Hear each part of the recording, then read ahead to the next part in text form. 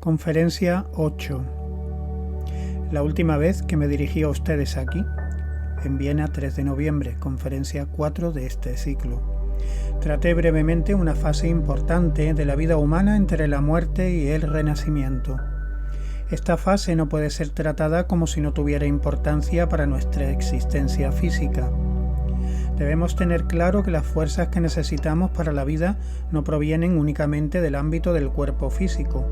Emanan esencialmente de un mundo suprasensible al cual pertenecemos entre la muerte y el nuevo nacimiento.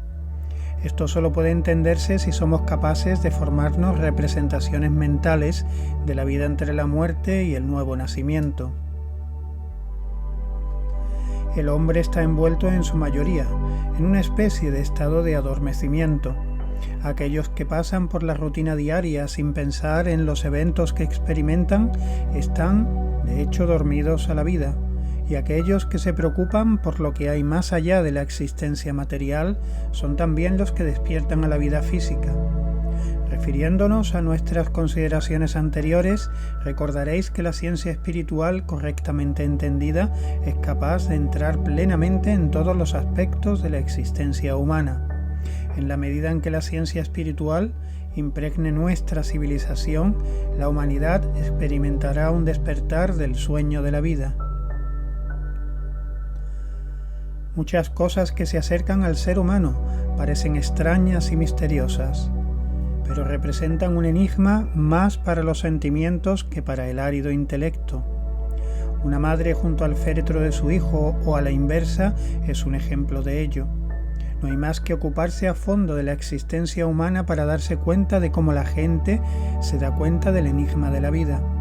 Las personas que han perdido a una hermana, a un marido o a una esposa vienen a verme y me dicen: nunca solía pensar en la muerte, nunca me preocupaba por lo que pudiera pasar después. Pero desde que me han quitado a este pariente es como si todavía estuviera aquí, y esto me ha llevado a preocuparme de la ciencia espiritual. La vida llevará a las personas a la ciencia espiritual.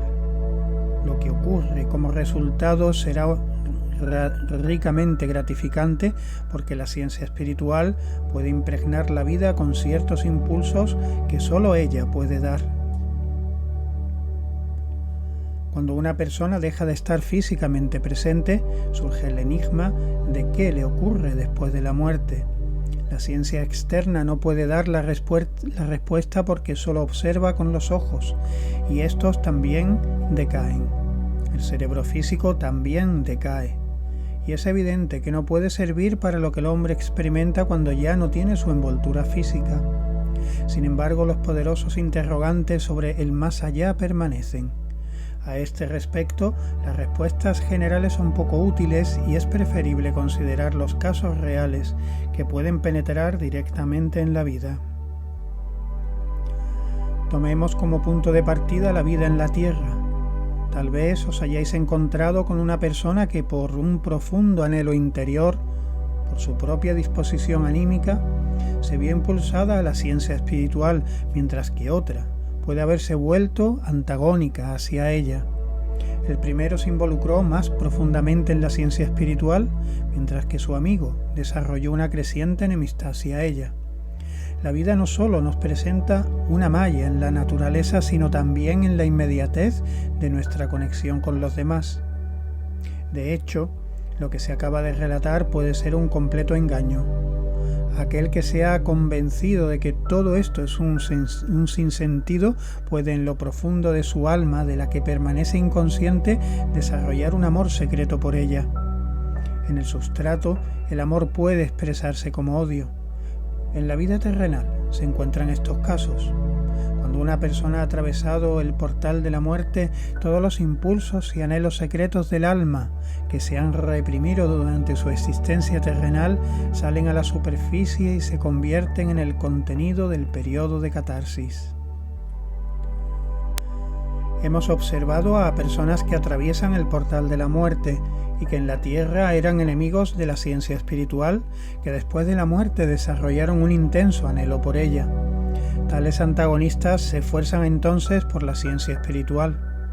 si durante sus vidas terrenales hubiéramos ido a ellos con un libro sobre la ciencia espiritual, podrían habernos rechazado con ira. Después de la muerte no podemos hacerles mayor servicio que leerles. La lectura en pensamiento a los muertos puede tener el mayor efecto de promoción para ellos. Hay muchos casos dentro de nuestro movimiento espiritual en los que las personas relacionadas con un muerto le han leído y por tanto le han ayudado. El muerto recibe lo que se le da con la mayor gratitud y de esta manera se puede desarrollar una hermosa relación. Esto muestra lo que la ciencia espiritual puede significar en la práctica. La ciencia espiritual no es una mera teoría. Debe apoderarse de la vida y derribar el muro que separa a los vivos de los muertos. Así se puede superar el abismo. Se puede hacer mucho bien trayendo la ciencia espiritual a la vida con actitud correcta. No se pueden dar mejor consejo que el de leer a los muertos, porque es un hecho extraño que inmediatamente después de la muerte somos incapaces de hacer nuevas conexiones. Nos vemos obligados a continuar con las antiguas. Se plantea la cuestión de si los muertos son capaces de encontrar seres espirituales más allá del umbral que puedan enseñarles. Eso no es posible.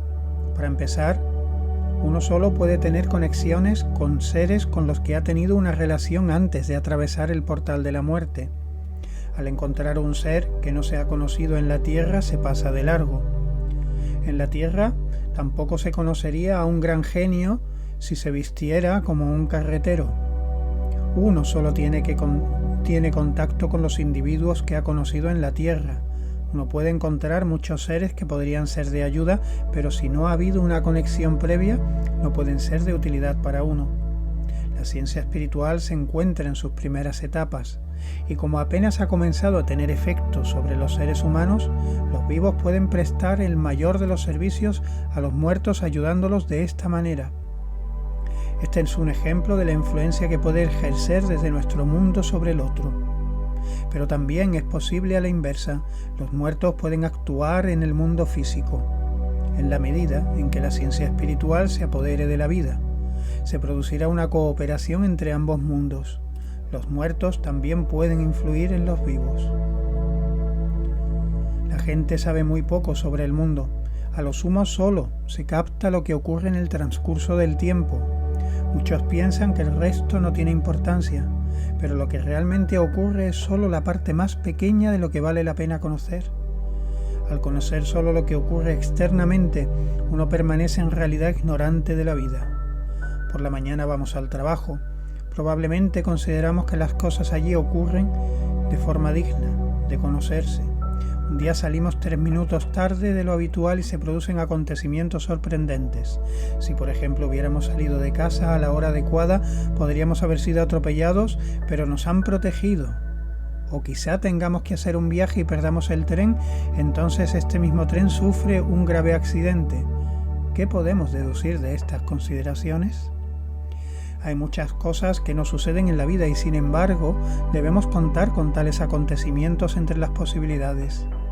¿Sabe el individuo de cuántas posibilidades de este tipo se libra cada día? Imagínense todas las cosas que pueden ocurrir y de las que está protegido. Las pasamos por alto porque para una visión fría y abstracta de la vida carecen de sentido. Pero consideremos el efecto en el alma de una persona que ha sido salvada del peligro por una aparente coincidencia. Un hombre de Berlín tenía la intención de ir a América y ya había comprado su billete. Un amigo le aconsejó que no se embarcara en el Titanic. Imagínese los sentimientos de este hombre. No se embarcó y luego se enteró del hundimiento del Titanic. Esto tuvo un efecto devastador en sus sentimientos. ¿Qué impresiones surgirán en nosotros si pudiéramos observar en el transcurso del día todas las cosas de las que nos hemos librado? Cuando una persona comienza a ocuparse de la ciencia espiritual, desarrolla una sensibilidad mucho mayor para las complejidades de la vida, para lo que sucede en el curso normal del día. Ahora bien, si hemos adquirido una sensibilidad de alma y estamos preparados espiritualmente en momentos como este, podemos recibir una impresión del mundo espiritual, un mensaje de los muertos que llega como un acto de gracia. Los muertos abren las puertas de par en par, pueden hablar a los que han desarrollado la sensibilidad, pueden comunicar asuntos importantes. El muerto, por ejemplo, puede ordenarnos que realicemos algo que él no ha hecho. Así se salva el abismo, cuando la ciencia espiritual penetre en la vida práctica, y lo hará en el futuro, podremos comunicarnos en ambas direcciones con los muertos. Traerá el mundo suprasensible al presente inmediato. Puede surgir la siguiente pregunta. Cuando leemos un libro científico espiritual en una lengua determinada, ¿pueden los muertos entender esta lengua?